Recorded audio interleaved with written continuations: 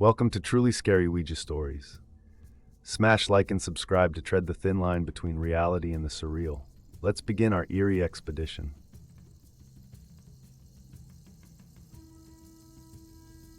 It was supposed to be just another Friday night. Meaningless college rituals, a few misplaced whispers about paranormal games, and nights that stretched into forgettable memories.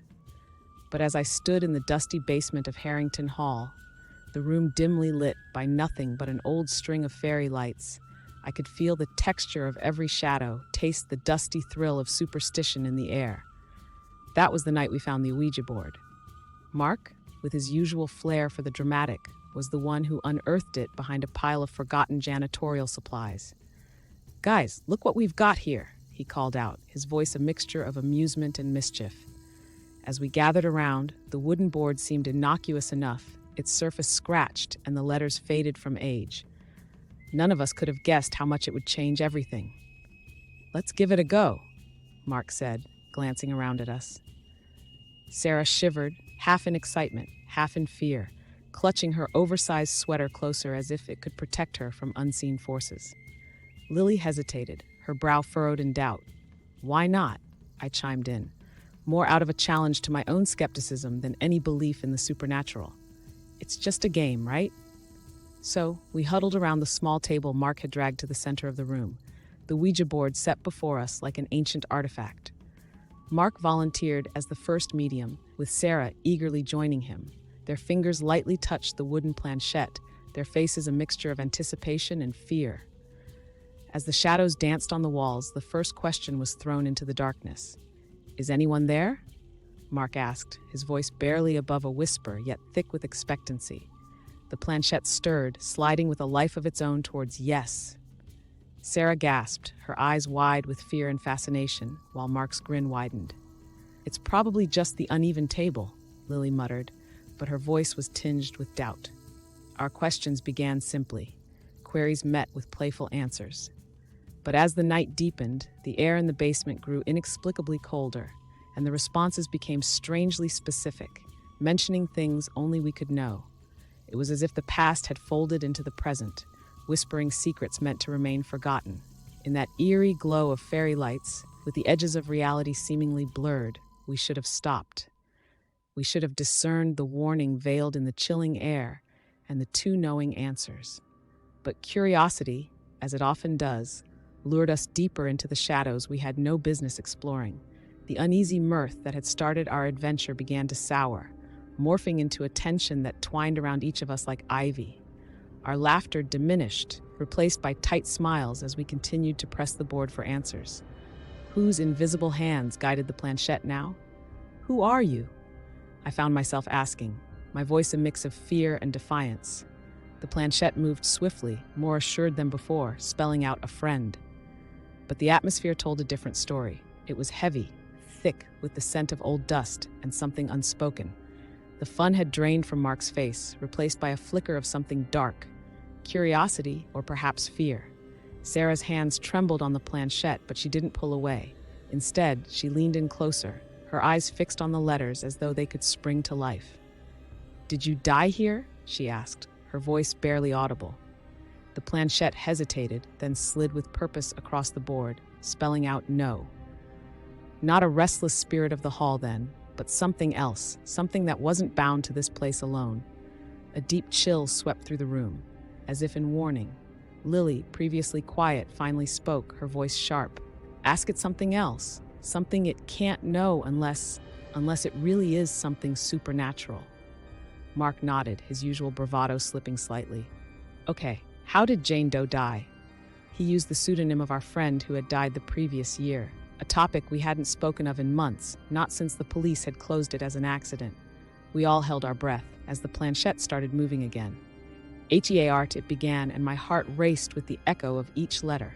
"A TTA sake," it finished. Silence enveloped us. No one spoke, the only sound our collective shallow breaths.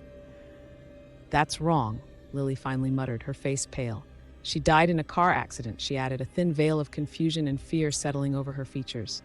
"Maybe it's just nonsense," I suggested, trying not to let my own dread color my words too darkly. But the seeds of doubt were planted. The planchette vibrated beneath Sarah's and Mark's fingers, then slid with sudden force to spell out one final word before we could react. Betraal. The word hung between us, a sinister shadow stretching over our circle. The flickering fairy light seemed to dim, casting long, twisted shadows against the walls. Who, if any of us, could the spirit mean? The accusation was a spectral dagger among us, and I could see the suspicion creeping into every crease of Mark's, Lily's, and Sarah's faces. We sat frozen, the ominous word betrayal echoing in our minds like a sinister whisper. The room had grown colder, if that was even possible, and the tension among us was palpable. None dared to speak, each lost in their swirling thoughts, pondering the accusation hurled by an unseen force. Without a word, Sarah pulled her fingers from the planchette, wrapping her arms around herself as if to ward off a chill that had sunk deep into her bones. The abrupt departure of her touch seemed to break the spell, and the rest of us retracted our hands too, as if the board had suddenly turned red hot. "I think that's enough for tonight," Lily said, her voice quivering slightly. Her earlier skepticism had vanished, replaced by a frightened realization that some stones are better left unturned. We packed up the board in silence, each of us avoiding the other's gaze, the word betrayal echoing in the empty air. The drive to bond over secrets and spirits had dissolved into distrust, and without speaking, we parted ways. That night, haunted by the evening's revelations, sleep eluded me. The darkness of my room felt oppressive, charged with a whispered menace. I tossed and turned, my dreams infiltrated by shadowy figures and whispered threats. The following days were no better. Shadows seemed sharper, and every creak of my old dorm room sent chills down my spine. Texts to the group remained unanswered, and our once tight-knit circle fractured under the weight of unspoken accusations and fear. Driven by a desperate need for closure, I returned to the basement alone one evening, the board under my arm. The room was just as we had left it, the dread I'd felt still lingering like a foul odor. Setting up the board, I swallowed my fear and placed my fingers lightly on the planchette. "Are you still there?" I asked, my voice a mix of dread and defiance. Silence. The planchette didn't stir, and the oppressive stillness of the room grew unbearable. Minutes stretched into what seemed like hours. Finally, I stood, the realization dawning on me with chilling clarity. The Ouija board had been a catalyst, not the cause. We had called something from the shadows that night, something that had lingered long after the board was put away. Our fears, our secrets, these were the things that haunted us, perhaps had always haunted us. I left the board in the basement, a silent sentinel of the night's horrors. As I ascended the stairs, the weight of that night's revelations hung heavy on my shoulders. In seeking answers from the unknown, we had invited these torments into our lives, played with forces we did not understand. In the quiet of my lonely walk back, the whisper of the word betrayal seemed to be carried on the wind, a reminder that some doors, once opened, might never be closed. The veil between doubt and insanity was thinner than I had ever imagined. And under the cloak of night, it was clear that the true horror wasn't the spirits we had awakened, but the secrets that walked among us, haunting us from within. There's a certain chill that clings to the air of a house marked by tragedy, an almost imperceptible whisper threaded through the drone of casual conversation and laughter. That chill soaked through my bones as I stepped through the threshold of the old Whitmore place, a house as notorious in our small town as the ill-fated family it once sheltered. "Halloween spirit, right?" Emma chuckled, her arm linked through mine as if she could steady the unease that fluttered like caged birds in my stomach. I wasn't here for spirits, Halloween or otherwise. I came because Emma asked, because after all these years, I still found it impossible to say no to those vibrant green eyes and wild, curly red hair that seemed to capture the very essence of her untamed spirit. The party was in full swing, bodies moving through the dimly lit rooms decorated with artificial cobwebs and skeletal motifs that seemed almost mocking in their festivity. Laughter danced around the edges of my consciousness, but it was the disquiet whispering through the drafty halls that held my attention. As the night crept onward, the room hushed, all gathered around an old, weathered Ouija board. Mark, usually the stoic type, shot me a dubious glance as he handed me a beer, its cold surface a stark contrast to the warmth of the room. "Don't get too spooked," he teased, but his eyes betrayed his own skepticism. I settled beside Emma and a few others from around town, the Ouija board resting like a dormant threat at our center. Emma, ever the enthusiast, instructed, "Place your fingers lightly on the planchette. Let's invite any spirits present to communicate with us. Remember, no pushing." The ambiance dipped, the playful atmosphere curdling into something thick and anxious as the planchette twitched beneath our collective touch. Emma's voice was a soothing melody in the charged air. "Spirit, are you here with us tonight?" Silence, a beat of nothing, and then a slow, almost hesitant glide of the planchette towards yes. A collective intake of breath tightened the room, eyes wide and fixed on the ancient board. "Spirit, what is your name?" Emma continued, her voice a mix of awe and reverence. The planchette moved with alarming precision, spelling out Elliot. Elliot. A shiver cascaded down my spine, the room suddenly colder, the shadows darker. "Are you the spirit of someone who lived here?" Someone else asked, their voice barely above a whisper. "No," the board replied swiftly, chillingly definitive. The flicker of candles reflected like distant lighthouses in the stormy sea of Mark's pupils as he leaned closer, skepticism momentarily forgotten amidst the unfolding mystery. "What do you want?" he demanded, his voice a tether back to reality. The planchette's movement was deliberate, chilling in its clarity as it spelled out a simple, yet haunting reply, Jude. Every gaze in the room turned towards me, their expressions a mix of horror and curiosity, as powerful as the cold wind that suddenly swept through the room, extinguishing candles and leaving us veiled in semi-darkness. The room felt less like a haven of festive spirit, and more a portal to something ancient, something that had noticed me far more than I desired. In the thickening gloom, Emma hastily relit a candle, her hands trembling, casting quivering shadows across the walls. "It's just a game, right, Jude?" she whispered, her voice a thin veil over her mounting fear. I nodded, though every instinct screamed that this was no game. Not anymore. The atmosphere was charged, heavy with an unseen presence.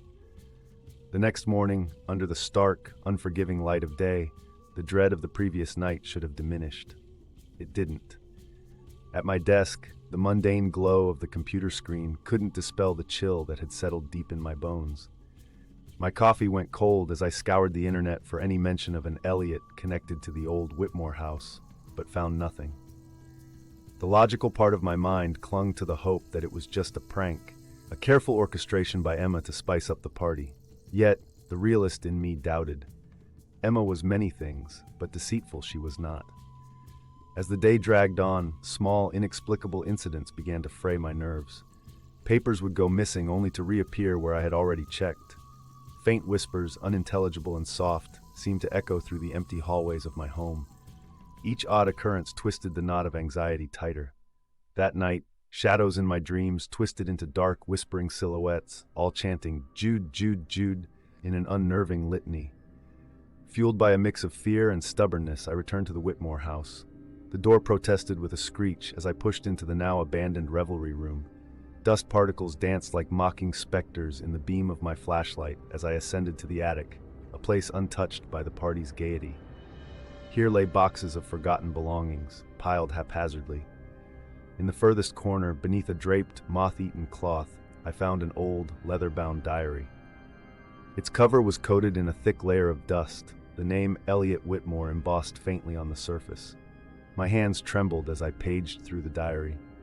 Every written word confirmed my growing horror. Elliot had been a medium, one who had delved too deeply into the afterworld, contacting spirits without regard for the consequences. His entries grew increasingly erratic, a descent into madness laid bare on the yellowing pages. His last entry was a frantic, scribbled warning. "It lies. It is not what it claims. Beware the binding." The setting sun cast long shadows through the attic window just as I read the final words. A sudden chill swept through the room, carrying with it a whispered echo of my name, drawing out the syllables in a hiss. The diary fell from my numb fingers, pages fluttering to rest open at the warning, as if underscored by an unseen hand. The mounting dread solidified into icy terror. This was no mere ghost. This was something much older and more malicious. An entity that knew me, that wanted something from me, something far more sinister than mere communication. Determined to sever whatever bond this Elliot had forged during our Ouija session, I resolved to confront it directly. The weight of the old diary in my bag felt like a totem as I urged myself back to the site of that fateful party. Night had cloaked the town in darkness by the time I arrived at the Whitmore house, my determination faltering for a heartbeat as the house loomed ominously before me. With trembling hands, I retrieved the Ouija board left behind in the rush of last night's abrupt end. I set it up in the exact spot we had played, the pale moonlight barely threading through the grimy windows to illuminate the letters. "Elliot," I called into the shadows, "I know what you are. This ends tonight." The air grew colder, the silence of the house deepening until it was shattered by a sudden gust that slammed doors and rattled the windows. The planchette twitched, then slid with purpose across the board, spelling out, "Too late." Rage and fear vied for dominance as I faced the dark corner of the room. "No," I countered loudly, my voice steady despite the trembling of my hands. "I will not be bound to you." Reaching into my bag, I pulled out Elliot's diary, turning to the page marked by his final warning. Below, in desperate scrawl, were etched the words of a binding release, a chant intended to break ties with the spirits. With each spoken word, the room darkened, and the shadows seemed to draw inward, tightening around me like a noose. The planchette whirled across the board in a frenzy, accompanied by a howl that seemed to shake the foundations of the house. "Stop!" the board spelled out, but I continued, the ancient words feeling almost alive on my tongue. As I reached the climax of the chant, a force pushed against me, as tangible as a gust of wind, yet as impenetrable as iron. I stumbled but did not fall, my resolve anchored by every memory of fear the spirit had instilled in me. With a final defiant shout, I completed the chant. Silence crashed down with such finality that my ears rang. The oppressive presence, the chill, the sense of being watched, all evaporated in an instant, leaving behind only the musty, unremarkable scent of an old house long left vacant. Exhausted and shaken, I packed up the Ouija board, slipping Elliot's diary back into my bag. The moon was a thin crescent in the sky as I stepped out of the Whitmore house, its door closing with a soft click behind me. Relief was palpable in my breath, visible in the mist that curled from my lips in the cool night air. However, as I approached my car, a cold breeze whispered through the trees and a shiver trailed down my spine. I paused, a lingering dread blossoming anew. Was it truly over, or had I merely placated something biding its time? As the night swallowed up the image of the Whitmore house in my rearview mirror, I realized some doors, once opened, may never be fully closed. Whether Elliot was gone for good, or merely retreated into the shadows, I understood then that some remnants of our past hauntings linger, waiting for us in the quiet moments, whispering our names in the wind.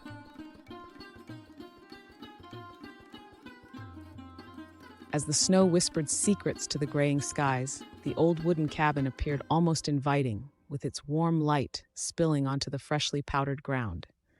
Inside, the laughter and crackling fire contrasted sharply with the tempest brewing outside. It was the first night of our reunion in years, and despite time and distance, the familiarity of old friendships wrapped around us like the quilt draped over the worn sofa. It was there, amidst conversations laden with nostalgia, that Mark made his peculiar discovery. "Hey, check this out," he called from the attic, his voice echoing slightly through the wooden beams. We gathered around him as he descended, a dusty Ouija board in his hands, its letters faded but legible, the planchette jittering slightly with every step he took. Found it tucked behind some old books. Thought it might be fun, like old times. Mark's eyes sparkled with mischief, although a hint of unease seemed to flicker just beneath the surface. Sarah, ever the skeptic, chuckled, brushing a curl from her eyes. "Yeah, fun. Nothing like summoning spirits in a storm to really start a party, right?" Her tone was light, mocking, but her gaze drifted to the board with an intensity that betrayed her curiosity. Deciding to indulge in the eerie ambiance the storm provided, I was the one to place the board gently on the thick oak table in the center of the room. We all sat, our knees bumping awkwardly under the table, the fire casting flickering shadows against our faces. As a joke, I suggested we turn off the lights, relying only on the firelight to see. The flames danced across our eyes as we each placed 2 fingers on the planchette. "Is there anyone there who wishes to speak to us?" Emily asked, her voice a mix of feigned solemnity and real anticipation. The planchette trembled, a subtle, almost imperceptible quake, but then, decisively, it dragged our hands across the smooth surface to settle firmly on yes. A collective nervous laugh broke out, tinged with excitement and fear. We looked around, eyes wide, the reality of our engagement with something unknown, something potentially beyond our comprehension, starting to sink in. "Who are you?" Mark ventured, his voice now lacking its usual buoyancy. The planchette stalled, and for a moment, all that could be heard was the howl of the wind, as if it were trying to whisper through the cracks in the timbers, urging caution. Then it moved again with purpose and direction, spelling out slowly, PACT. The word hung heavily in the air, thick with implications that none of us fully understood yet. The lightness of our initial curiosity began to compact into a dense, unsettling dread. We stared at each other, the flickering light painting our faces with ghostly expressions. We had unwittingly opened a door. Now all that remained was to see what would come through. As the silence deepened around the word pact, it was Sarah who finally broke the stillness. "What pact? Are you referring to something specific?" Her voice, usually calm and controlled, betrayed a spike of fear. We waited, breaths held, as the planchette started to move again. It dragged our fingertips across the board, spellbindingly slow to spell long ago. Confusion mixed with an unspoken fear began to permeate the room. Emily whispered, almost to herself, "Long ago? What does it mean? Did we ever?" Her voice trailed off, lost in a sea of forgotten memories. But before anyone could respond, a cold draft swept through the room. The fire flickered wildly, casting unnerving shadows that seemed to loom closer. Mark, trying to inject some humor into the growing tension, joked uneasily, "Well, it doesn't seem like we made a pact with a kindly spirit. Maybe a discount poltergeist from our college days remembered us?" No one laughed. Julie, always the most adventurous among us, pressed further, urging a bit tremulously, "What do you want from us?" Her usual boldness dimmed by the chill that had settled deep in our bones. This time, the response came faster, the planchette eagerly rushing towards the letters, spelling out an answer like a dark whisper. The pact fulfilled. A heavy thud outside, as if something substantial had fallen into the snow, jerked our heads towards the windows. Nothing but the blizzard's swirling fury was visible. Turning back, we found the planchette had moved by itself to the figure of the sun in the corner of the board, a symbol often representing completion or fulfillment. Panic started to claw at my chest, an icy grip that tightened with each heartbeat. "This isn't right," I muttered, more to myself than to anyone else. We need to stop this. We need to say goodbye." But before we could slide the planchette to goodbye, it jerked away under our fingers, moving with an assertive force we hadn't felt before. It spelled out 2 more words, "Too late." The wind howled like a mournful specter outside, mirroring the chaos unfurling inside. The room temperature plummeted further, our breath fogging in the air as if the storm itself had invaded the indoors. Fear, palpable and sharp, filled the cabin. We were trapped, isolated by the snow, and something far more sinister that had been invited into our circle, a forgotten jest turned nightmare. We stood abruptly, the chairs scraping loudly against the wooden floor, breaking the ominous connection with the board. Emily rounded on Sarah, her blue eyes wide and shining with unshed tears. "What have we done, Sarah? What did we agree to all those years ago?" Sarah's face was pale, her usual composure shattered as she tried to recall any detail of their past Ouija sessions, but nothing surfaced. The realization that our shared memories held no answers was perhaps the most terrifying revelation of all. The cacophony of the storm outside matched the turmoil within as we paced the cabin, trying to formulate a plan. Every shadow seemed darker, every creak of the cabin more ominous than before. Desperation gnawed at the edges of reason. Mark spoke up, his voice rough with tension. "Look, we have to figure this out. There has to be a way to end this. Does anyone remember anything about a pact? Anything at all?" We racked our brains, summoning distant memories of laughter and dare-driven nights, but nothing substantial surfaced. Julie turned to the Ouija board again, determination set in her jaw. We have to ask it how to break the pact. It's our only shot. Reluctantly, we all gathered once more, the fire now low, casting more shadows than light. We hovered over the board, a palpable dread settling over us as our fingers touched the planchette. How do we break the pact? Julie demanded, her voice a mix of fear and defiance. The planchette's movement was sluggish, almost reluctant. It moved in a slow, deliberate spiral before it spelled out, "Sacrifice 1." The words struck us like a physical blow, eyes wide, hearts pounding sharply against ribs too constrictive to hold our fear. "No," Sarah whispered, the skeptic within her crumbling under the weight of undeniable reality. "We won't do that. We can't." Mark looked from face to face, seeing the horror reflected in each. There has got to be another way. There always is. But the storm raged louder, as if mocking our plight, the wind howling through cracks like the wails of the damned. Another glance at the board, and we knew it was unyielding. Sacrifice 1 remained permanently etched onto the wooden surface, as if carved by an unseen hand. The hours that followed were filled with frantic discussion, tears, and harsh whispers. It wasn't until the early hours of the morning, as the first hints of dawn tinged the horizon with gray, that Emily stood up, her face eerily calm. "I'll do it," she said quietly, an unsettling peace in her tone that chilled the rest of us to the bone. "I've always believed in the supernatural more than any of you. Maybe it's fitting that I'm the one."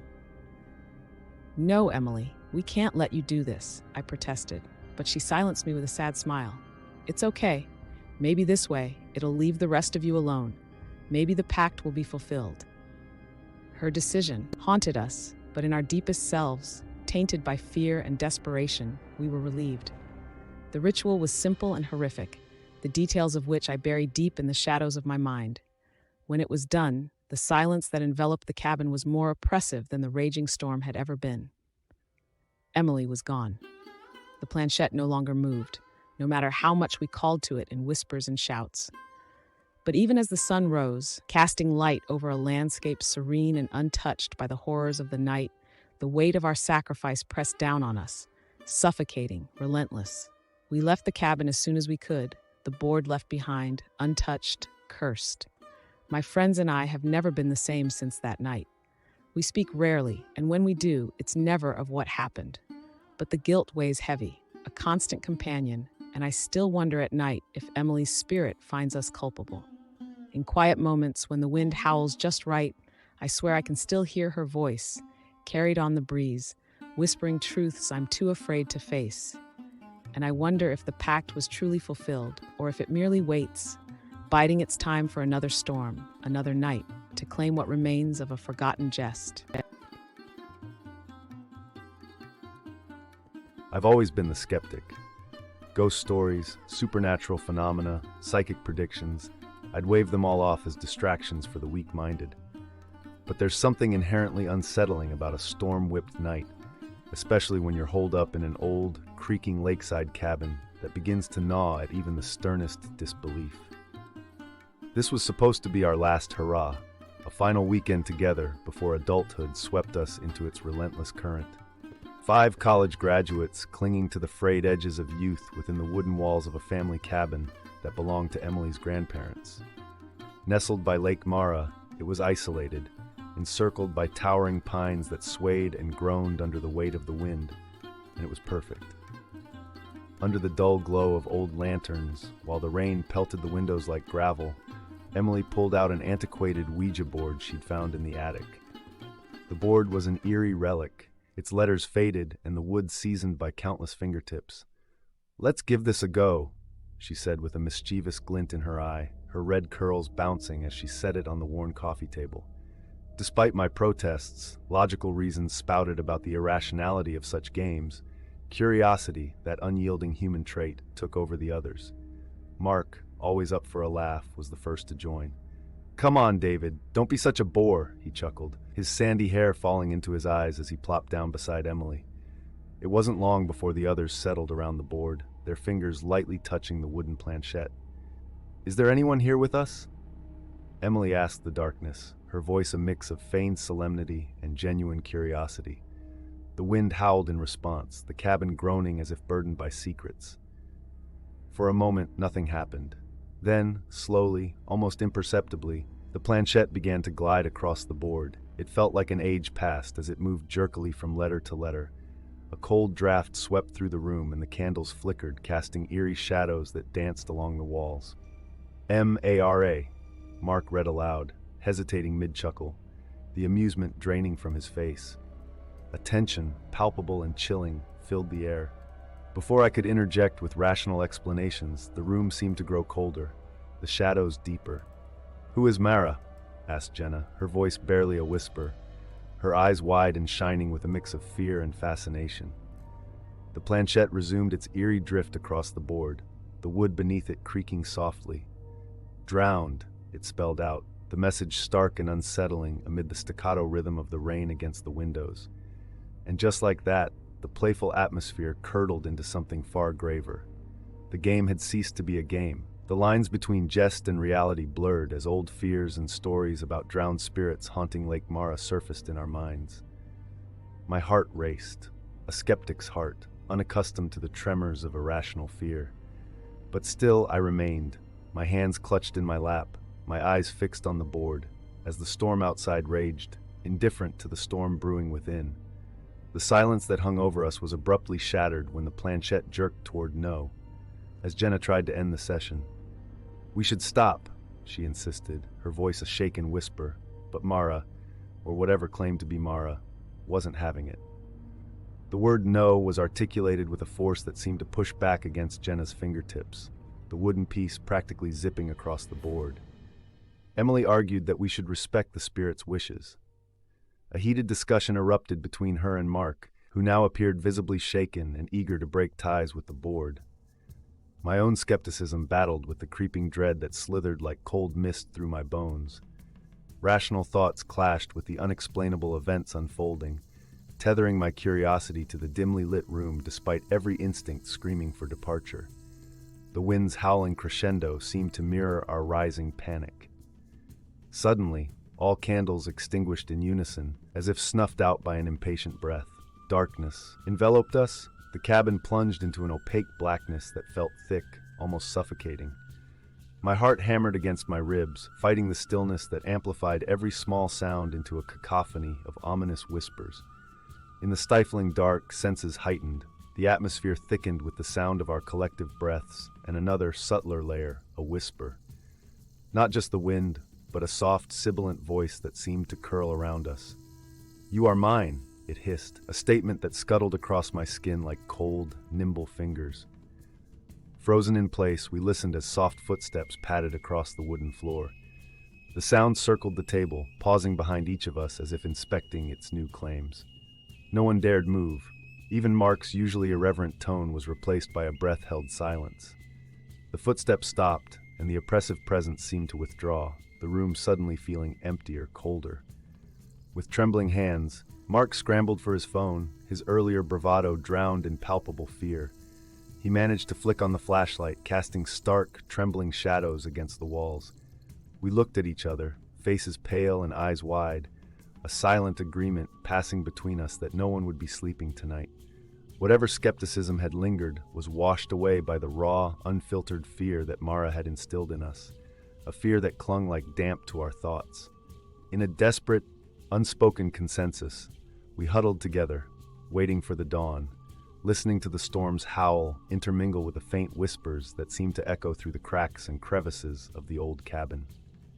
Every shadow seemed to move, every sound a signal of something unseen, drawing ever closer in the darkness.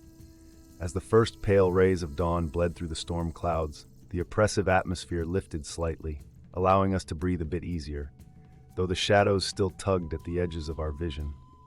We packed our belongings in near silence, the air thick with unspoken fears and unanswered questions. Each creak of the floorboards, each sigh of the wind seemed pregnant with menace. No one mentioned the board. It was quietly placed back in its forgotten nook in the attic, a non-verbal pact to never disturb it again. The ride back was a quiet one, each of us lost in our thoughts, replaying the events of the night. There was an unspoken understanding that what had transpired was beyond our comprehension, beyond the scope of mere coincidence or playful trickery. The echoes of Mara's whispers seemed to follow us, a ghostly linger in the air that wasn't confined to the musty walls of the old cabin. Days turned into weeks, and we attempted to resume normalcy, but the shadows had stretched too long into our lives for things to return to how they were. After our encounter, Emily moved away without much explanation. Her messages became sparse. Mark delved into researching spiritual occurrences, a shadow of his former carefree self. Jenna contacted me occasionally, her voice always tinged with a nervous tension that hadn't been there before. As for me, my skepticism had crumbled like the walls of a long-sieged fortress. Shadows lingered a little longer. Whispers in the stillness of the night seemed too articulate. Reflections in standing water showed distortions not entirely accountable by the physics of light. In puddles, in the lake during solitary visits, a girl's face sometimes appeared, staring back with hollow eyes. One night, unable to sleep, I returned to the lake, drawn by a mix of fear and an inexplicable yearning. The water was still, a perfect mirror under the moonlight. As I watched, a mist formed over the surface, and the figure of a girl emerged, her features blurred but unmistakably sad. "You are still mine," she whispered, her voice a meld of the wind and the waves. That's when I truly understood. The game had never ended. We had been played from the moment we touched the planchette. Mara had not just communicated, she had claimed us. Her presence is woven into the fabric of our existence, an unending whisper in the chaos of our lives. Years have passed, but the echo of that night lingers. Through therapy and attempts at spiritual cleansing, the edge of terror has dulled, but it never truly leaves. It lurks in the periphery of my vision, in the silent moments of solitude, a reminder of the depth of the unseen world and the price of curiosity. Mara is a part of us now, a shadow tied to our spirits, an eerie whisper across the veil that one day, I fear, will call us back to the lake, one by one. I never believed in ghosts, not until the wind whispered secrets not meant for the living. It was a chilly October evening, and I had been coerced into attending Sarah's infamous Halloween bash, notorious for its spine-chilling themes and uncanny ability to make skeptics squirm. This year, the thrill was promised to be heightened by an old Ouija board Sarah found in her attic, a relic that smelled of mothballs and mystery. The house was a Victorian-era relic, draped liberally in cobwebs, synthetic, I assumed, and dimly lit with flickering jack-o'-lanterns. Laughter and eerie music floated through the rooms as shadows danced on the walls, mocking the living with their silent, jerky movements. Sarah, in her flapper dress adorned with too many sequins, grabbed my arm as I entered, her excitement bubbling over like the cauldron in the corner. "Evan! You're just in time! We're about to start the Ouija board session," she squealed, pulling me toward the attic stairs before I could protest. Reluctantly, I followed, skepticism my shield against the creeping dread that seemed all too eager to crawl up my spine. The attic was a stark contrast to the festive atmosphere below. Dust motes danced in the beams of old lanterns, and the air was thick with the musk of forgotten things. Sarah and our friends, Mark and a few others, gathered around a small table where the Ouija board lay. "Who wants to contact the spirit world first?" Sarah asked, her voice a mix of dare and delight. Mark, always the brave fool, volunteered, placing his fingers lightly on the planchette. "If there's anyone here with us, give us a sign," he declared, his voice echoing slightly in the cramped space. We waited, the silence so heavy it was almost its own sound. Seconds stretched into a minute, and I rolled my eyes, about to suggest we abandon this folly when the planchette jerked suddenly under Mark's fingers, gliding with an eerie smoothness to spell out yes. A collective gasp rose from the group, and Sarah's grip on my arm tightened. The room felt colder, the shadows darker, and what started as a game was quickly becoming something else, something unsettling. As much as my mind rebelled against the idea, the atmosphere in the attic was undeniably changing, charged with a palpable tension that even my skepticism couldn't dismiss. As the planchette ceased its movement, a heavy silence fell over us, a silence that seemed filled with whispering voices too faint to fully grasp. The chill in the air deepened, and I could see Mark's breath cloud in the dim light as he asked, "Who are you?" The planchette stirred once more, this time with purpose. It slid across the board with deliberate strokes, spelling out Elias. There was no recognition in any of our eyes, but the name hung in the air like a warning, a prelude to something sinister. Elias, what do you want with us? Sarah's voice trembled slightly, betraying her fear. The board was still for a moment before the planchette moved again, this time more rapidly, as if energized by our increasing fear. Pact, it spelled out. None of us remembered any pact, and our confusion must have pleased whatever spirit we had contacted because the planchette started to move again, this time spelling out, "You forgot." It was then that small objects in the attic began to rattle, the lanterns swaying as if caught in an unfelt breeze. The whispering grew louder, forming coherent sentences that echoed around the cramped space. "You promised to remember, to tell my story," the voice hissed, melding with the shadows that seemed to creep closer towards us. Panic took root, and I felt a primal urge to flee, to escape the attic and its oppressive atmosphere. However, Sarah's fascination overrode her fear. "Tell us your story, Elias. We will listen," she whispered into the darkness. The room settled as if the presence had been waiting for that very capitulation. Though we were terrified, we stayed, bound by a mix of skepticism, fear, and curiosity. The session that followed divulged a tale of betrayal and murder, of love lost and vengeance beyond the grave. Elias had been a servant in this very house, wrongly accused and executed for a murder he did not commit. His last request to have his name cleared had gone unfulfilled, turning his rest into torment. As Elias's story poured from the board, the atmosphere in the attic shifted, the shadows retreating and the air warming slightly. But the sense of dread lingered, heavier than before, as if the telling of the tale had fed the spirit, giving it strength. We ended the session there, the echoes of the past too real, too raw to bear any longer. We stumbled out of the attic, the weight of Elias's story and our unwitting pact with him hanging over us like a shroud. In the days that followed, the presence of Elias haunted not just the attic, but each of our lives. Shadows flitted in the corners of our vision, objects moved of their own accord, and the chilling whispers became a constant, unnerving soundtrack to our daily existence.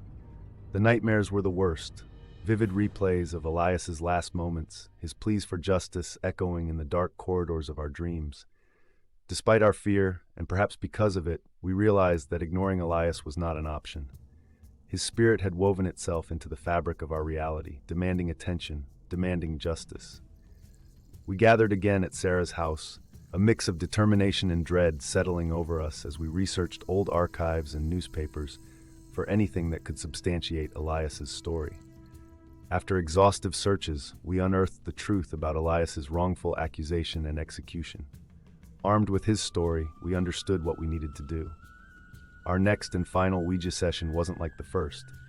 This time, it was about giving Elias what he wanted, recognition and a chance to rest. "Elias, we have your story," I began, a tremor in my voice as my fingers touched the planchette. "You were wronged, and tonight, we speak your truth to set you free." The planchette moved quickly, with an urgency that had been absent before. "Thank you," it spelled out. As we recited the details of his innocence and the real events of the crime he'd been accused of, a warmth spread through the room. The heavy air lightened, the oppressive dread lifted, replaced by a palpable feeling of relief. "Rest," the board spelled out finally, then fell silent. The aftermath of our encounter with Elias left a profound impact on all of us. The hauntings ceased, the shadows receded, and our nights became peaceful once again. However, the whispers never fully disappeared. Sometimes in the quiet moments before sleep, I'd hear a soft, grateful murmur, a benign reminder of our brush with the other side. I had entered that first session a skeptic, armed with disbelief and rational explanations. I left a believer, not in the generic tales of horror and specters that Halloween had promised, but in the stories of the spirits themselves, each etched with its truth, waiting to be told. Our experience with Elias taught me that some doors, once opened, might never be fully shut, and some stories, once started, demand to be finished. And while the whispers might have been a haunting at first, they now serve as a hauntingly beautiful reminder that even in the shadows, there is truth waiting to set us all free. The moment I set my foot inside the aged cedar cabin, a chill ran down my spine, an ominous whisper in the wind smothering my heart with an enigmatic dread. The cabin, lost within the creases of an old forest, stood as if it had sprouted from the ground, ancient and gnarled, like the trees themselves were keeping a solemn secret. This was supposed to be a weekend of Halloween fun. That was the plan, at least. But there, amid the quiet wilderness, surrounded by the skeletal arms of trees, it felt as though we'd walked into a forgotten tomb. I was the last to enter, hesitating at the threshold, while my friends, buoyed by youthful bravado and a car trunk's worth of beer, rushed inside. The plan was mine, a weekend away from college, a brief escape from the monotony of lectures and papers. The cabin belonged to my friend Mike's family, unused for years except by the occasional relic of family nostalgia. As we settled in, the flicker of the fireplace casting eerie shadows across the walls, Jenna, always the enthusiast for all things occult, pulled out a dusty Ouija board she'd found in the attic. The wood was worn, the letters almost faded, the planchette smoothly cold and unsettling to touch. "Let's kick this night up a notch," Jenna grinned, her eyes reflecting the fire's wild dance. Everyone gathered around, some skeptical, others curious, me feeling an unnerving pull towards the board as if invisible threads tugged at my soul. We began, our fingers lightly touching the planchette. "Is there any spirit here with us?" Jenna asked into the soft crackle of the fire. The air grew thick. The only sound was the wind battering against the window panes. Slowly, the planchette creeped towards yes. A collective, nervous chuckle circled amongst us. But there was a tangible shift in the air, a cold draft that hadn't been there before. The questions continued, each answer more unsettling than the last. The spirit claimed it was the widow who'd lived and vanished here decades ago. Questions about her life and disappearance were met with vague, confusing replies. It was when Tom, skeptically asking for proof of her presence, directed a mocking jest at the board that things took a turn. The planchette moved with a vigor we hadn't seen, speeding across the letters. "Marcy knows," it spelled out hurriedly. We paused, glancing at Marcy, whose face had drained of color. Her secret, a truth none of us knew, spilled next. She had been secretly seeing Mike's brother, something she hadn't even told Jenna, her best friend. The air thickened with betrayal and shock. We should have stopped there. We should have read the signs, seen that some doors once opened spill forth shadows that are not so easily swept back into the darkness. But we didn't. The questions grew more daring, the night deepened, and somewhere, in the unseen, something waited. A waiting that felt like hunger. The room grew colder, the fire's warmth retreating as if afraid of the invisible force now among us. Whispers floated through the room, indecipherable yet unmistakably menacing. Though we all felt the presence, it was Jenna who first voiced the chilling reality. "Something doesn't want us here," she murmured, her voice just above a whisper. Ignoring the warnings prickling at the back of my mind, driven by a mixture of fear and fascination, I pressed on. "What do you want from us?" I asked. My voice steady despite the tremor of apprehension that threatened to betray me. The planchette moved swiftly, confidence in its motion that seemed to grow with each passing second. "Stay," it commanded. The atmosphere shifted palpably, the playful edge of our earlier interactions completely eroded. Mike stood up abruptly, knocking his chair backward. "This is messed up. We're just working each other up. It's just a game," he declared, attempting bravado, but his voice faltered, betraying his fear. No sooner had he finished speaking than a loud bang echoed from the upstairs, as though something heavy had fallen or been dropped. The tension snapped. Several of us screamed, scrambling from our seats. "That's it! I'm done," Marcy announced, her voice shrill, eyes wide and darting. Yet we found our feet rooted, a mix of disbelief and terror chaining us just as securely as any physical restraints. Compelled by a force I can't explain, I suggested we check upstairs, to debunk the fears, to prove it was just the house settling, just the wind. Our flashlights in hand, trembling slightly, we climbed the stairs. Each step creaked under our weight, sounding uncannily like faint, mocking laughter. At the top, the hallway stretched dark and foreboding, each door slightly ajar as if inviting us into the unknown. We reached the room from which the sound had emanated. Swinging the door wider, our lights pierced the darkness, revealing nothing more than an old, empty room with a wardrobe that had tipped over, its contents a mix of old clothes and boxes, strewn across the floor. As we turned to leave, relieved yet still uneasy, the door slammed shut behind us, plunging us into darkness. Panic ensued, everyone talking at once, trying to open the door which seemed to be held by an unseen force. It was only after what felt like hours, but were merely seconds, that we managed to force the door open and fled back downstairs, leaving the echoes of our own terror whispering through the vacant upper rooms. The line between our playful curiosity and the real terror that now gripped us had been irreversibly blurred. The fire that had been the heart of the room now seemed to watch us, its flicker like the mocking smile of an unseen spectator, enjoying our plight. Back downstairs, the air felt heavier, as if saturated with our fear. No one spoke. The Ouija board still lay on the table, the planchette ominously pointing towards goodbye. I suggested we formally close the session, a desperate attempt to restore normalcy and perhaps placate whatever we had roused. With reluctant agreement, we gathered once more around the table, our hands jointly on the planchette. "We wish to end this session," Jenna spoke firmly into the stifling air. "Go in peace." Instead of moving to goodbye, the planchette spiraled wildly across the board, a blur of frantic energy before it shot off the table and crashed against the wall. That was the final straw. The chilling message was clear.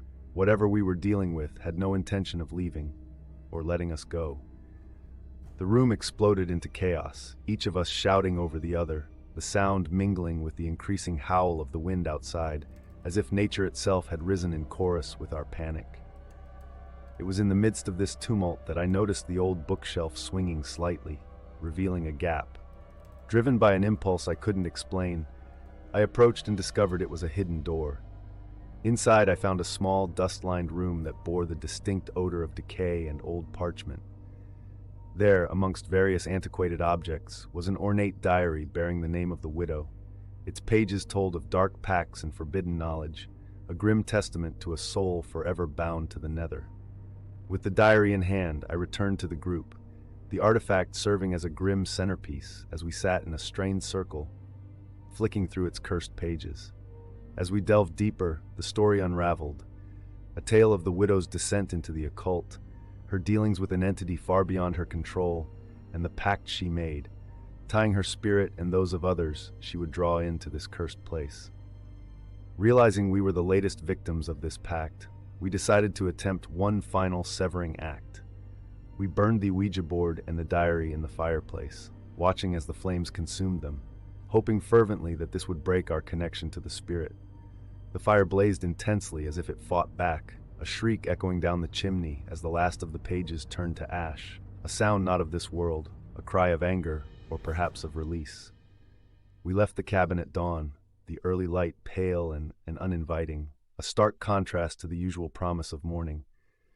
As we drove away, each bump in the road, each shadow from the passing trees seemed to whisper that it wasn't over, and it wasn't. Even now, back in the supposed safety of my everyday life, peculiar occurrences follow me. Glimpses of figures in mirrors, whispers at night, and an inescapable feeling of being watched. The diary's curse lives on, a shadow cast long and dark across our lives, a haunting reminder that some thresholds once crossed mark us forever in ways we never imagined. The moment I found the Ouija board hidden beneath a layer of dusty boxes in the attic, a cold shiver ran down my spine. Not from the damp chill that hung about the old house, but from something far more ancient, whispering through the dim corners of the room. My fingers hesitated over the ornately carved board, images of sunken eyes and twisted mouths forming in the wood's grain. It should have ended there, in that dusky silence. I should have left the board where it lay, forgotten. But curiosity, that relentless seducer, won me over. Later that evening, as the sun settled behind the hills and a mist rolled in from the east, our small gathering in the living room felt like the echo of a bygone era. The house, with its creaking bones and whispered secrets, set a perfect stage. My friends, Emily, with her comforting presence and intuitive eyes, and Mark, ever the skeptic, his brow furrowed in amused suspicion, watched with a blend of excitement and apprehension as I set the board on the table. I introduced the game with a lightness I didn't feel, recounting stories of my great-grandfather, a man known in his village for dabbling in what he called the esoteric arts. With each candle we lit, the shadows in the room grew longer, dancing across our faces as we settled into the game. "Is there anybody there?" Emily asked, her voice a mix of curiosity and reverence. Mark rolled his eyes but watched intently as the planchette trembled slightly under our fingers. At first, there was nothing. The planchette remained still, and I could feel Mark's growing urge to declare the whole thing a farce. But then, as if catching wind, it slid across the board with a purpose that stilled us all. "HELO," it spelled out, and Emily's breath hitched audibly. "Who is this?" I managed to ask, trying to keep my voice steady. The planchette moved again, more swiftly this time, projecting an urgency that seemed to suck the air thinner. EMMA. My heart stopped, an icy grip tightening around it. There was no way they could have known, no way at all. Emma had been my mother's name, a detail I had never shared with anyone present. As a heavy silence fell upon us, punctuated only by the flickering candlelight, I knew something had shifted. The playful air that had accompanied our start was gone, replaced by a growing dread that crept up our spines, whispering to us of unseen things lurking just beyond the veil of darkness that had begun to soak through the walls of the old house. We should have stopped, should have heeded the silent warnings all around us. But we didn't, and I asked another question, a question whose answer would come to haunt us all. "What do you want to tell us?" The answer, when it came, made my blood run cold. That night, after the candles had been blown out and my friends and I had retreated to our separate corners of the old house to sleep, the true consequence of our game began to unfold. The air felt denser, as if charged with a subtle electricity, and the darkness seemed to press against the windows with curious, peering eyes. I lay in bed, the sheets pulled up to my chin, eyes wide open, staring at the shifting shadows on the ceiling. Suddenly, the unmistakable sound of footsteps echoed down the hallway, slow, deliberate steps that paused before my door, then continued on. I held my breath, listening, but after a few long moments, the house fell silent again. The next morning, over breakfast, Emily confessed she hadn't slept well either. "I heard whispers," she said quietly, her eyes troubled as she pushed her food around her plate, like someone was having a conversation right next to my bed, but every time I turned on the light, there was no one there. Mark, who had scoffed at anything unexplained since we arrived, looked between us, his usual smirk faltering as he admitted to an unsettling coldness he felt during the night that no blanket could ward off. Determined to understand what we'd unleashed, I climbed back up to the attic. The air was stifling, heavy with dust and the musty scent of decay. There, among scattered trunks and forgotten portraits, I found my grandfather's journal, hidden beneath a floorboard. The pages were yellowed, the handwriting shaky, but the words chilled me to the bone. He wrote of binding a spirit, a malevolent force that fed on fear and sorrow. This spirit, he claimed, had plagued our family until he finally trapped it within a Ouija board, this Ouija board. With the journal clutched tightly in my hand, I reconvened with Emily and Mark. We pored over the pages, each word dragging us deeper into a past filled with dark rituals and desperate measures. It was clear then that we had disturbed something that should have remained locked away. We decided to seek external help, contacting a medium known for her experience with spirits. Her arrival at the house was punctuated by a sudden drop in temperature, a sign of the unrest stirred within these walls. She moved through each room with a practiced ease, her eyes narrowed, her lips moving in silent communication with the unseen. When she finally sat down with us, her expression was grave. "You have awakened the spirit your ancestor confined," she said, her voice quiet but firm. "It recognizes your lineage, and it holds a grudge." The medium warned that the spirit would try to turn our fears against us, ensuring its release from the confines we had unwittingly loosened. Under the guidance of the medium, we prepared for the resealing ritual she believed would bind the spirit back into its wooden prison. As night draped its heavy cloak over the house, we formed a circle around the Ouija board, each of us clutching a token of personal significance, as instructed. Candlelight flickered, casting an ever-dancing shadow against the walls, the light reflecting the grave seriousness in each of our eyes. With the medium chanting in a steady, rhythmic tone, the air around us thickened, pulsing with a palpable energy that seemed to crawl along my skin. The temperature plummeted until our breaths materialized in visible puffs. Suddenly, the planchette twitched under our fingers, inching across the board with deliberate intent. The medium's voice rose sharply, her words slicing through the growing wind that howled through the room, despite the stillness outside.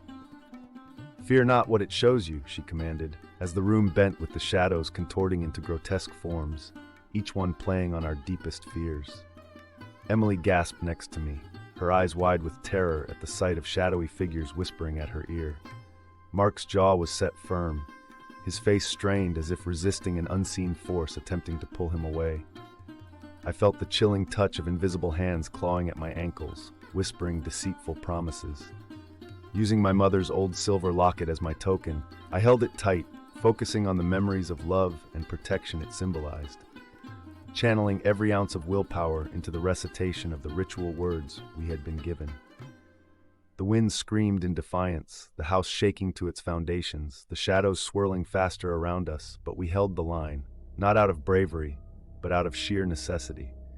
As the final word of the chant echoed throughout the room, a shattering screech filled the air, and then, all at once, the shadows dissipated. The temperature began to rise to normal as the oppressive atmosphere lifted, leaving only the gentle flicker of candlelight and our heavy, uneven breaths. The medium, sweat beading her forehead, gave a weary smile. "It's done," she sighed with relief, her gaze meeting each of ours. "The spirit is bound once again, but let this house stand as a reminder. Some doors should never be opened." In the days that followed, as we repaired the physical remnants of that night's terror, the emotional and psychological scars remained much harder to mend. Each creak and whisper of the house now carried a weight of wary respect. We had looked into the abyss, and though we had closed its maw once more, the echo of its darkness lingered in our minds. This brush with the unknown changed us, wove its thread into our lives. We were survivors, yes, but also witnesses to the profound depths of unseen worlds, forever altered by the night we dared to ask, "Is there anybody there?" The house at the end of Latimer Street had always had a peculiar aura, one that whispered tales of deserted hallways and cold spots on bright summer days. We joked about it, dismissing the rumors as nothing more than fodder for thrill-seekers. That was until the night we found the Ouija board. My name is Jordan, a once staunch skeptic, now a reluctant believer in the unexplainable horrors that creep in the shadows. Along with my two friends, Sam and Riley, I ventured into what was supposed to be an amusing exploration of the supernatural with a hint of alcoholic courage and youthful recklessness. It was a stormy evening, the kind where the rain patters against the window panes in a steady, hypnotic rhythm, and occasional flashes of lightning momentarily brighten the darkened skies. Inside, the desolate attic felt even more detached from the world, stifling and cramped, filled with forgotten relics of the past occupants.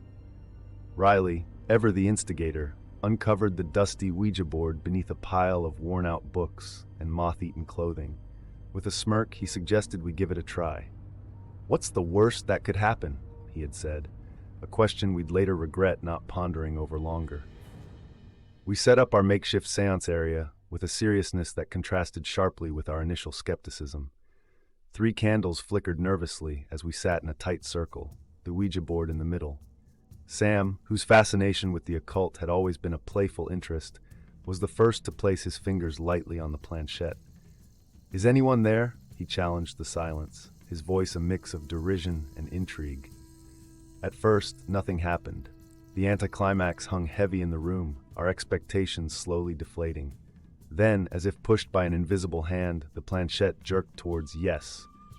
My heartbeat quickened, not entirely sure whether it was the thrill or the beginning of dread that caused such a reaction. "Who are we speaking to?" Riley asked, his voice now devoid of any mockery. The planchette moved again, this time with purpose, spelling out EVELYN. The candles flickered as if agitated, and the air around us grew inexplicably cold. "Did you used to live here, Evelyn?"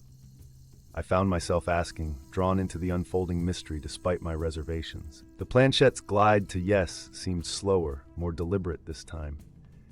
As it stopped, a chilling draft swept through the attic, causing the candles to sputter briefly. The name Evelyn echoed in my head, a sorrowful reminder that perhaps some elements of those old tales were grounded in forgotten truths.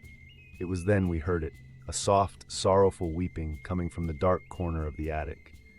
No source, no reason, just the sound of sadness trapped within the walls of this ancient house. The light-hearted adventure we envisioned suddenly morphed into a chilling intrusion into the unknown, the line between past and present blurred by a single, unsettling name. Evelyn. After the eerie incident in the attic, none of us could shake the sense of unease that clung to us like a second skin. Each creak and whisper of the house seemed amplified, turning our nights into an orchestra of haunting sounds. Despite the growing fear, curiosity chained us to the idea of continuing the sessions with the Ouija board. Each encounter with Evelyn peeled back layers of the unknown, revealing secrets and sparking more questions. One evening, driven by a masochistic need to uncover more, we gathered once again. The air was heavy, thick with anticipation.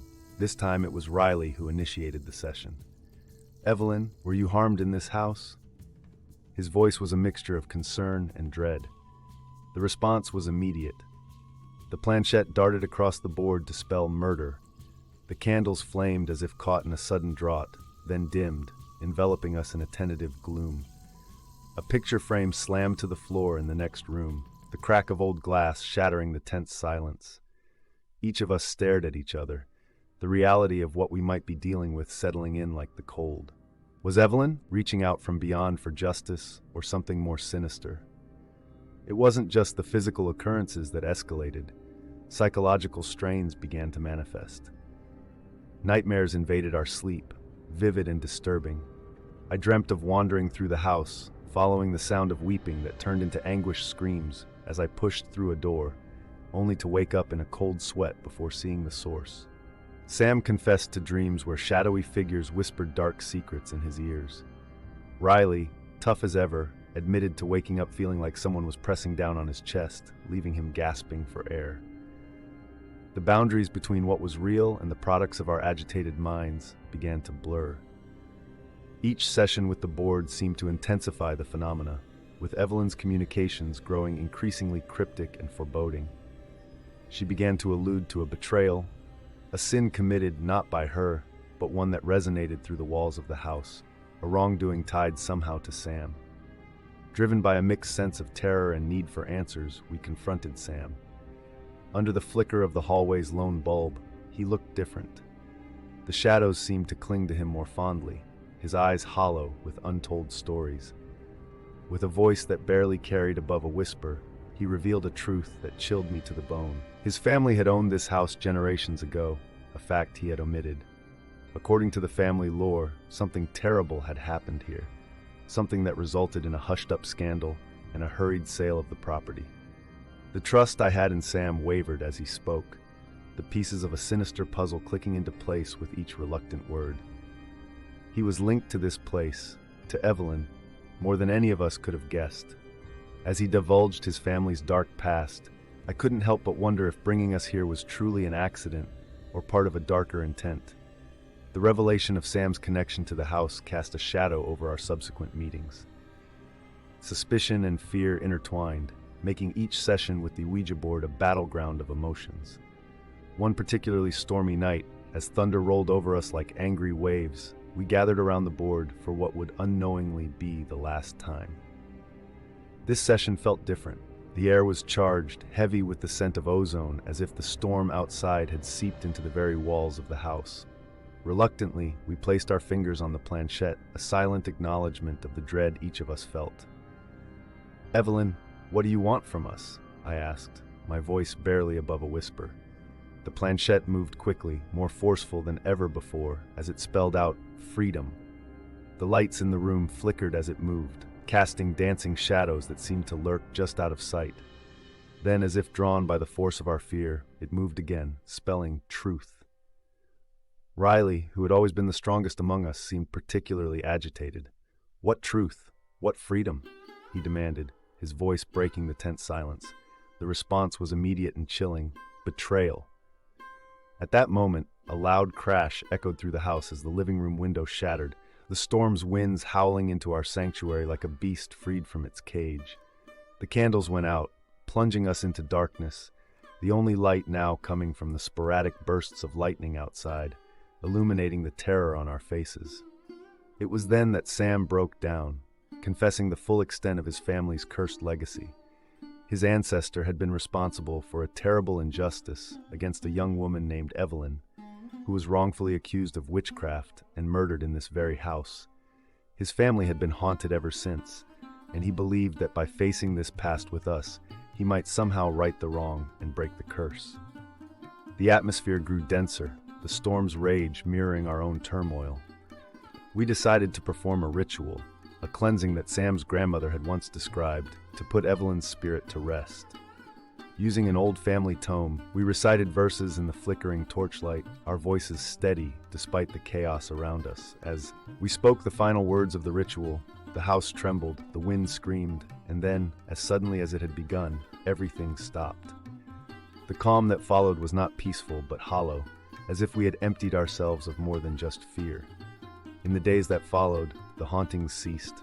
No more whispers filled our nights, no more shadows followed our steps. But the bond between us had frayed, worn thin by secrets and doubts.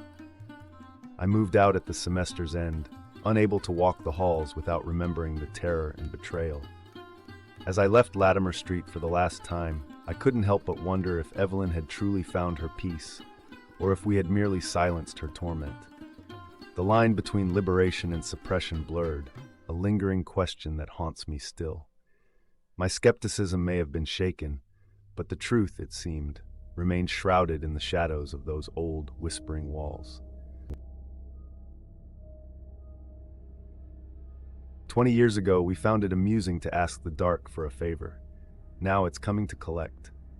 The crisp scent of autumn had always been a harbinger of change, but that particular October brought more than just the shedding of leaves in our little college town. Back then, it was all about fleeting thrills, late-night stories, and laughs that echoed through the dorm halls.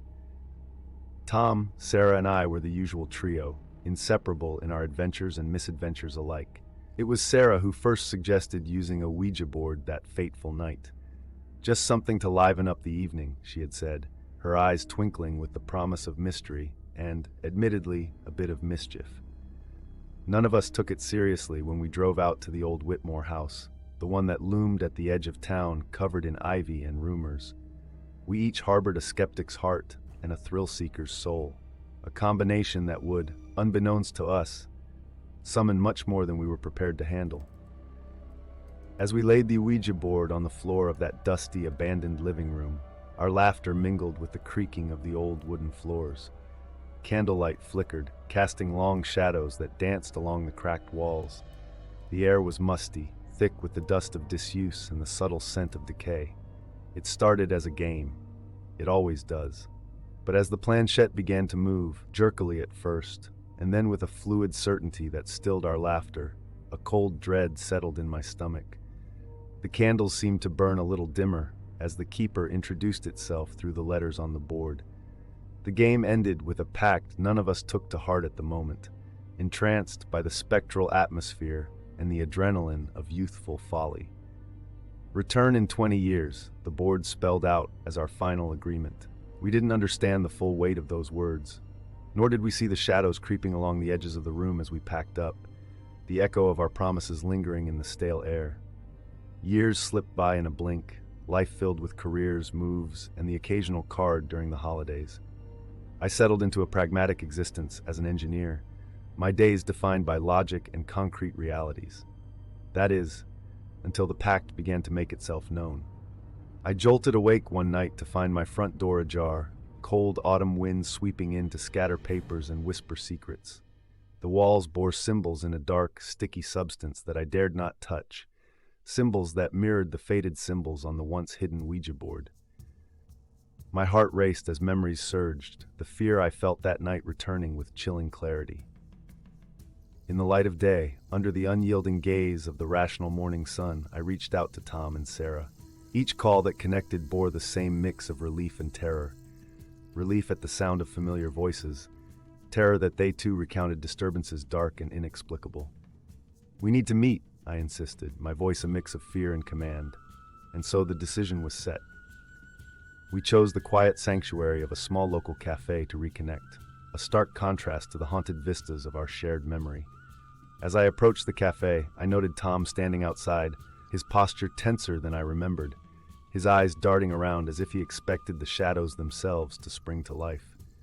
Sarah arrived, her usual vibrant self subdued, wrapped tightly in a thick scarf despite the mild weather. Inside, over steaming cups that none of us truly tasted, we vocalized the fear that had silently gripped us all. Something had awakened on the anniversary of that long-ago night. A thread pulled loose, unraveling the normalcy of our lives in whispers and shadows. "We have to go back," Sarah said quietly, her voice trembling not with fear but determination. "We need to end this pact, whatever it truly meant." Her words, though frightful, carried a weight that anchored us. We had inadvertently woven this tapestry of horror with threads of naivety and youthful disregard. It was our turn to unravel it. The journey back to the old Whitmore house was a quiet one. Each of us lost in our own tumultuous thoughts as the road unfurled beneath the tires like a dark ribbon. The house stood as we remembered, its facade more sinister with the wear of 2 additional decades.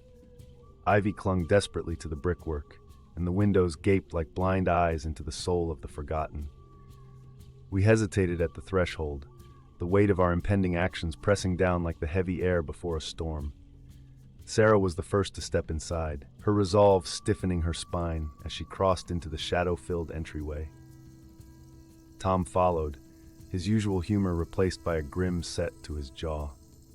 I closed the procession, a hollow feeling in my gut as I stepped over the familiar threshold into the past that refused to remain buried.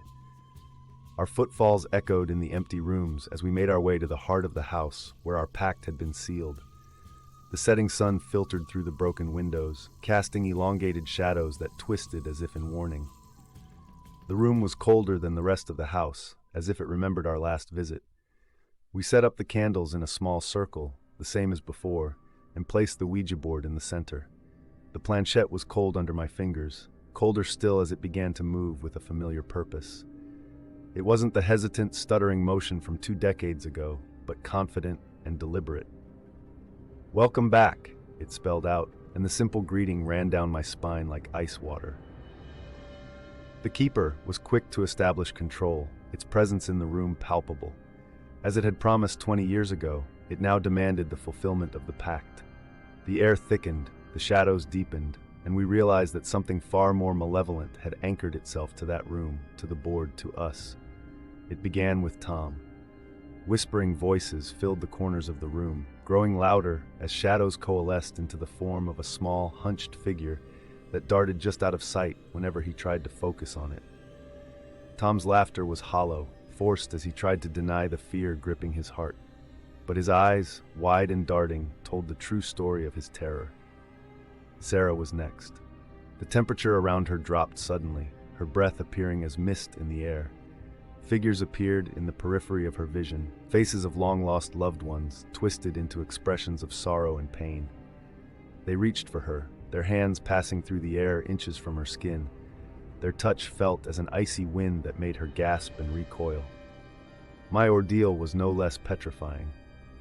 Beneath my feet, the floorboards began to creak and shift as if something beneath was trying to break through. I could hear a faint heartbeat, growing louder as though the house itself were coming alive. The sound clawed at the edges of my sanity, threatening to pull me into an abyss of madness. For hours, it seemed, we endured our private hells, each confrontation designed to chip away at our resolve. But as I stood there, surrounded by the very fears I had tried so hard to forget, a spark of defiance ignited within me. I remembered the words of the pact, the promises we had unwittingly made, and I knew that survival meant confronting the nightmares head-on. Gathering my courage, I stepped toward the center of the circle, the planchette trembling under my fingers as if it sensed my resolve. "We are not yours to keep," I declared, my voice steady. The shadows recoiled as if struck, the whispering voices faltering. It was our turn to press the advantage, to reclaim the spirits stolen by a childhood folly. Standing firm in the decaying room, surrounded by the oppressive darkness of the old Whitmore house, I felt a surge of adrenaline. The shadows seemed to hesitate, quivering at the edges of the room as if unsure of their next move. My heart was pounding in my chest, not just with fear but with anger. Anger at the spirit who named itself the Keeper, who tried to ensnare our lives with terror. Sarah and Tom rallied beside me, their own fear giving way to a shared determination. Their eyes, once filled with terror, now burned with the fire of resistance. We had come to break a pact, but first we had to revisit the depth of the nightmare it had caused. I laid my hands flat on the Ouija board, feeling the planchette pulsate like a living thing under my touch. We did not understand what we promised, I admitted to the dark, but we won't be bound by it any longer. The room felt colder, if that was possible, and the candles flickered as though struggling to maintain their light. The spirit, whether out of anger or desperation, intensified its haunting. Tom's shadowy tormentor rushed towards him, but this time he stood his ground, facing it with a courage that seemed to suck the strength from the specter. Sarah's icy visitors wailed, reaching for her with frostbitten fingers, but she set her jaw, staring them down as their forms dissolved into mist. My own floorboards ceased their threatening rumbles, the heartbeat fading into a desperate, distant thumping. I could almost hear the frustration of the Keeper, its tools of fear losing their grip on us. As the atmosphere in the room began to shift, the planchette moved once more, spelling out a reluctant acknowledgement. Freedom granted. The oppressive atmosphere lessened, the shadows retreating as if being pulled back against their will. We didn't wait for another word, hastily grabbing the now inert Ouija board and hurrying out of the house. The night air felt surprisingly warm after the chill of the haunted room, and the stars twinkled above us, indifferent observers to the human drama that had unfolded beneath them. We stood together outside the now silent house, watching as the first light of dawn began to touch the sky with hints of orange and purple. The world felt different, as if we had walked out of a long dark tunnel into the brightness of a new day. "Are we truly free?" Sarah asked, her voice quiet in the still morning. "We're free of that pact," I responded, still feeling the weight of our experiences. But maybe we're never really free from the fears we don't face. Tom looked between us, the corners of his mouth turning up in a wry smile. "Then let's make sure we face them," he said, a note of the old humor returning to his voice. We parted ways as the sun climbed higher, each of us carrying the scars of the night, but also a profound new understanding. I walked back to my car, feeling the eyes of the house on my back, but knowing that its power over us had been broken. We had confronted our darkest fears, and though the marks of that night would never completely fade, we had reclaimed our lives from the shadows. In the light of day, I allowed myself a small smile. It was, after all, a brand new day.